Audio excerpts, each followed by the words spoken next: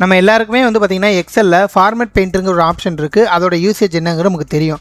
ஆனால் அதில் ஒரு ஹிடன் ஃபீச்சர் இருக்குது. அது என்னங்கிறத நம்ம பார்த்துடலாம். யூஸ்வலாக வந்து பார்த்தீங்கன்னா ஃபார்மேட் பெயிண்ட்னா இந்த மாதிரி ஒரு செல்லு இருக்க ஃபார்மேட்டிங் அப்படியே இன்னொரு செல்லுக்கு நம்ம வந்து மூவ் பண்ணுறதா ஃபார்மேட் பெயிண்ட். அது வந்து பார்த்தீங்கன்னா இந்த மாதிரி ஹோமில் இங்கே இருக்கும். ஃபார் எக்ஸாம்பிள் இப்போ இங்கே இந்த எல்லோ கலர் இருக்கிறத நான் இந்த மாதிரி மல்டிபிள் செல்லுக்கு மூவ் பண்ணோம். நம்ம என்ன பண்ணணும், இந்த மாதிரி இந்த செல்லை செலக்ட் பண்ணிட்டு ஜஸ்ட் ஃபார்மேட் பெயிண்ட் கிளிக் பண்ணிட்டு இங்கே நம்ம வந்து கர்சர் வச்சோம்னா அந்த ஃபார்மேட்டிங் அப்படியே வந்துடும். இதுதான் நமக்கு தெரியும். இப்போ இந்த மாதிரி இந்த செல்ல இருந்து இந்த மாதிரி ஒன் டைம் மட்டும் நான் வந்து ஃபார்மேட் மாற்றணும்னா நம்ம ஃபார்மேட் பெயிண்ட் இந்த மாதிரி யூஸ்வலாக பண்ணுவோம். ஆனால் எனக்கு இந்த மாதிரி ஒரு மல்டிபிள் பிளேஸில் பண்ணணும்னா நம்ம என்ன பண்ணுவோம்னா யூஸ்வலாக வந்து பார்த்தீங்கன்னா ஒவ்வொரு டைம் இப்படி கிளிக் பண்ணி இந்த மாதிரி ஃபார்மேட் பெயிண்ட்டை ஒவ்வொரு டைம் கிளிக் பண்ணுவோம். பட் அது தேவையில்லை. ஃபார்மேட் பெயிண்ட்லேயே வந்து பார்த்தீங்கன்னா டபுள் கிளிக் பண்ணணும். இப்போ இந்த மாதிரி வந்து பார்த்தீங்கன்னா இந்த செல்லில் இருக்க ஃபார்மேட்டிங்கை நான் இங்கே வந்து மாற்ற போகிறேன்னா சிங்கிள் கிளிக் பண்ணுறதுக்கு பதில் நீங்கள் டபுள் கிளிக் பண்ணீங்கன்னா எத்தனை செல்லில் வேணால் நம்ம வந்து ஃபார்மேட்டிங் பண்ணிக்கலாம். செல்லில் மட்டும் கிடையாது, எத்தனை சீட்டு மல்டிபிள் சீட்டுக்கும் நம்ம வந்து மூவ் ஆகிக்கலாம்.